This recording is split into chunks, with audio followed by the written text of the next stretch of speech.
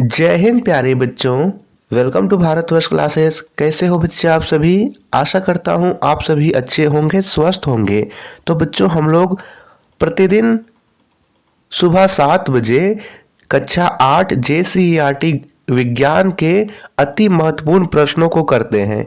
इसमें हम ऐसे प्रश्न को करते हैं बच्चों जो आपके परीक्षा में आने की पूरी संभावना है। तो बच्चा, आप लोग इन प्रश्नों को नोट जरूर कीजिएगा।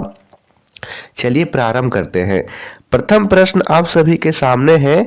प्रश्न कहता है, हाइड्रा में जनन की विधि है। का बहुविभाजन, खा मुकुलन, गा खंडन, घा द्विविभाजन। तो बच्चा, हाइड्रा में जो जनन होता है वो अलैंगिक जनन होता है। क्या होता है? अलैंगिक जनन होता है। और इसमें जो जनन होता है उसे हम लोग बोलते हैं मुकुलन। क्या बोलते हैं? मुकुलन बोलते हैं। क्या होता है सर मुकुलन? तो बच्चा, जैसे हाइड्रा है और हाइड्रा में एक उभार निकल आता है और धीरे धीरे यह उभार बढ़ते बढ़ते फिर यह स्वतंत्र हो जाता है। इसी को हम लोग बोलते हैं मुकुलन, कि उसमें एक उभार आया और उभार से फिर वह धीरे धीरे एक नए हाइड्रा में अलग हो गया। उसी को हम लोग मुकुलन कहते हैं। दूसरा यहाँ पे हम अन्य देख ले, खंडन। तो द्विखंडन बच्चों अमीबा में होता है। जैसे अमीबा की आकृति आप जानते हो कि अनिश्चित होती है। तो अमीबा के पहले यहाँ पे धीरे धीरे वह टूटता है और वह द्विखंडन द्वारा यहाँ पे वो जनन करता है। और पिछले वीडियोस में हमने प्रश्न में पढ़ा था कि अमीबा एकल कोशिकीय जीव है। ठीक है, ये भी आपको ध्यान में रखना है। तो इसका सही विकल्प क्या होगा? ऑप्शन खा मुकुलन। प्रश्न संख्या 2 दे रखा है कि एक युग्मनज में पाए जाने वाले केंद्रकों की संख्या कितनी होती है? का 1, खा 2, गा 3, घा 4। तो बताइए इसमें कितने केंद्रक होते हैं? तो बच्चा, इसमें केंद्रकों की संख्या 1 होती है। ऑप्शन का को आप लोग सही कर लीजिए। प्रश्न संख्या 3 दे रखा है, मादा युग्मनज तथा नर युग्मनज के संयोजन की विधि कहलाती है। का निषेचन, खा परागन, गा युग्मनज, घा इनमें से कोई नहीं। तो बताइए इसमें सही विकल्प क्या होगा? बच्चा, आपको ऐसे चेक भी करते चलना है कि हम कितने प्रश्न के उत्तर सही कर रहे हैं। मान लीजिए कि आपका एग्जाम अभी हो रहा होता तो आप कितने सही कर रहे होते। तो ऐसे आपको अपने से देखते भी चलना है।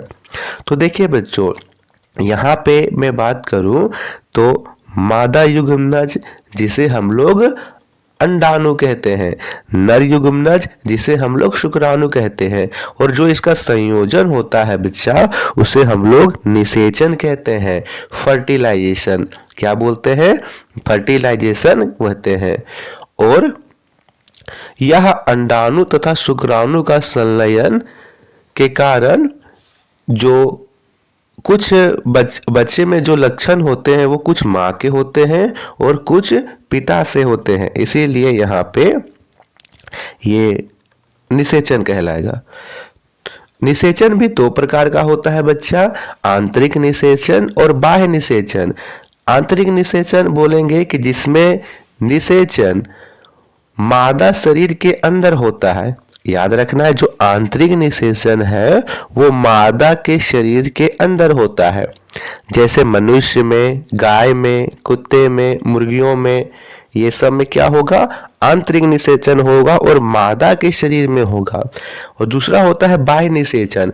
बाह्य निषेचन में क्या होगा कि अंडाणु और शुक्राणु का संलयन जंतुओं के बाहर, शरीर के बाहर जल में होगा।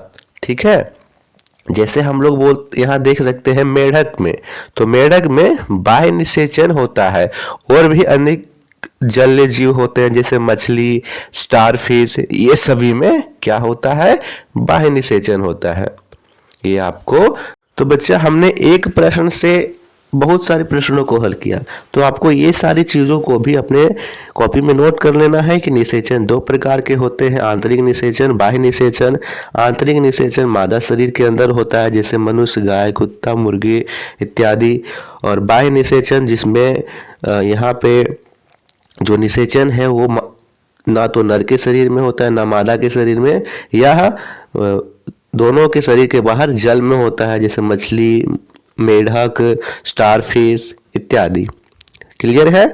प्रश्न संख्या 4 दे रखा है, निम्नलिखित बलों में कौन सा संपर्कित बल है? का गुरुत्व बल, खा चुंबकीय बल, गा घर्षण बल, घा स्थिर वैद्युत बल। बताइए इनमें से कौन सा सही उत्तर है? तो बच्चा इसमें से सही उत्तर है गा घर्षण बल। ठीक है, इसमें घर्षण बल जो है वो संपर्कित बल है, आपको टिक लगा लेना है। संपर्कित बल का अर्थ है कि उसमें जो है भौतिक रूप से वो अटैच रहता है। जैसे आप बात कीजिए यहाँ पे गुरुत्व बल के, तो गुरुत्व बल में, यहाँ पे चुंबकीय बल में, स्थिर विद्युत बल में, ये सभी में भौतिक रूप से अटैच नहीं रहता है। प्रश्न संख्या 5वां दे रखा है, किसी पदार्थ के दहन का पोषक पदार्थ है? का कार्बन, खा जल, गा ऑक्सीजन, घा मोनोऑक्साइड। तो बच्चों यहाँ पे सही विकल्प होगा गा ऑक्सीजन। आप यहाँ पे देख भी सकते हो कि ऑक्सीजन की अनुपस्थिति में ही दहन होती है, ऑक्सीजन की उपस्थिति में ही दहन होती है। अगर ऑक्सीजन नहीं रहेगा तो दहन नहीं हो पाएगा। इसका उदाहरण हम लोग देख सकते हैं कि कई जगह पूजा होता है तो आप लोग देखते हो कि एक दिए को घड़े से ढका जाता है और उस घड़े में छेद कर दिया जाता है। तो उस घड़े में छेद क्यों किया जाता है? क्योंकि उसमें से ऑक्सीजन उसमें आता रहे। ऑक्सीजन आएगा तभी दहन हो पाएगा, अन्यथा वो दिया नहीं जल पाएगा। ठीक है, आप माचिस की तीली जलाते हो, आपके आसपास क्या उपस्थिति है? ऑक्सीजन उपस्थित है, तभी वो जल रहा है। इसके विपरीत आप माचिस की तीली को मुंह से फूंक देते हो तो वह बुझ जाता है। आपके मुंह से कार्बन डाइऑक्साइड निकलती है जिससे वह बुझ जाता है। तो यहाँ पे दहन का पोषक पदार्थ क्या होगा? ऑक्सीजन होगा। प्रश्न संख्या 6 दे रखा है, खाना पकाने के लिए सबसे अच्छा ईंधन कौन सा है? का लकड़ी, खा कोयला, गा एलपीजी और घा हाइड्रोजन। तो बच्चा यहाँ पे अच्छा ईंधन का अर्थ क्या है? अच्छा ईंधन का अर्थ वह है बच्चों कि जो सस्ता हो, वायु में सुगमता पूर्वक जलता हो, अधिक मात्रा में ऊष्मा देता हो तथा कोई ज्यादा अवांछित पदार्थ भी नहीं छोड़ता हो। ठीक है, ये होते हैं अच्छे ईंधन। आदर्श ईंधन की बात करें तो अधिक ऊष्मा उत्पन्न करता हो, जिसका ज्वलन ताप ना तो अधिक हो ना ही कम हो, जो सस्ता और सुगमता पूर्वक उपलब्ध होता हो, अपशिष्ट पदार्थ नहीं छोड़ता है, परिवहन करना आसान हो, संग्रहण करना आसान हो, ये सभी अच्छे ईंधन कहलाते हैं। तो यहाँ पे आप देख सकते हो कि जो यहाँ पे जो लकड़ी है वो जलने पर बहुत अधिक धुआं देता है और अवांछित पदार्थ भी छोड़ता है। इसी प्रकार कोयला, इसमें जो सबसे सर्वश्रेष्ठ है वो है एलपीजी, जो हमारे घरों में अभी प्रयोग में होता है। तो ये एलपीजी सबसे सर्वश्रेष्ठ है, तो यहाँ पे आप लगा लीजिएगा एलपीजी। 7वां दे रखा है, निम्नलिखित में किस ईंधन का ऊष्मीयमान सबसे अधिक होता है? का लकड़ी, खा केरोसिन, गा हाइड्रोजन, घा एलपीजी। तो इसका सही होगा एलपीजी। एलपीजी का ऊष्मीयमान सबसे अधिक होता है। ऊष्मीयमान क्या होता है? तो बच्चा किसी ईंधन के 1 किलोग्राम के पूर्ण दहन से ऊष्मा ऊर्जा की जितना मात्रा प्राप्त होती है उसे ईंधन का ऊष्मीयमान कहते हैं। तो यहाँ पे सबसे अधिक किसका होगा? एलपीजी का होगा। प्रश्न संख्या 8वां दे रखा है, निम्नलिखित में कौन सा पदार्थ अदहनशील है? अदहनशील का अर्थ है कि जो नहीं जल सकता हो। लकड़ी जल सकता है, पेट्रोल जल सकता है, कोयला जल सकता है, पत्थर नहीं जल सकता है। पत्थर को हम लोग अदहनशील पदार्थ कहेंगे। तो प्रश्न संख्या 8वें का उत्तर ऑप्शन घ होगा, विकल्प घ।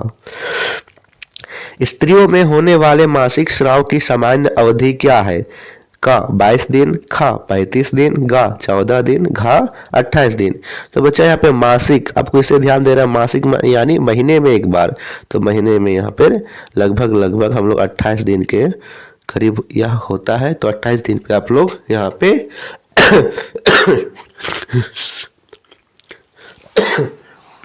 माफ कीजिएगा, 28 दिन में आप लोग यहाँ पे सही लगा लीजिए। ठीक है, इसे हम लोग ऋतुस्राव, माहवारी भी बोलते हैं, या 28 से 30 दिन में एक बार होता है। तो ये आप लोग 28 दिन लगा लीजिए।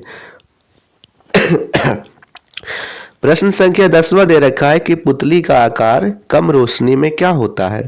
क बढ़ जाता है, ख घट जाता है, ग इनमें से कोई नहीं। तो बच्चा पुतली का आकार कम रोशनी में बढ़ जाता है। ठीक है, चीजों को स्पष्ट रूप से देखने के लिए पुतली का आकार बढ़ जाता है। आप यह चीज देख सकते हो कि जब आप प्रकाश में रहते हो, यानी आप धूप में रहो, उसके बाद एक बंद कमरे में आ जाइए, तो आपको क्या होगा, कुछ देर तक चीजें नहीं दिखाई देगी, पूरा अंधेरा रहेगा, और थोड़ी देर के बाद आपको चीजें स्पष्ट रूप से आएगी। तो उसमें क्या होगा, उस दौरान आपकी पुतली का आकार बढ़ रहा होता है, तो आपको फिर से चीजें स्पष्ट रूप से दिखती है। तो बच्चा, जितने भी बच्चे इस प्रश्नों को देख रहे हैं और नोट कर रहे हैं, तो बच्चा आपके लिए जो परीक्षा के समय ये प्रश्न रामबाण साबित होंगे। ठीक है, तो आपको इन प्रश्नों को रिवीजन करते चलना है, और इस वीडियो को जितना से जितना हो सके बच्चे अपने दोस्तों में शेयर कीजिएगा। आपको पसंद आई हो, चीजें समझ में आई हो, तो लाइक कीजिएगा, और जितने बच्चे भारत क्लासेस पर पहली बार आए हैं तो आपको सब्सक्राइब भी करना है। धन्यवाद।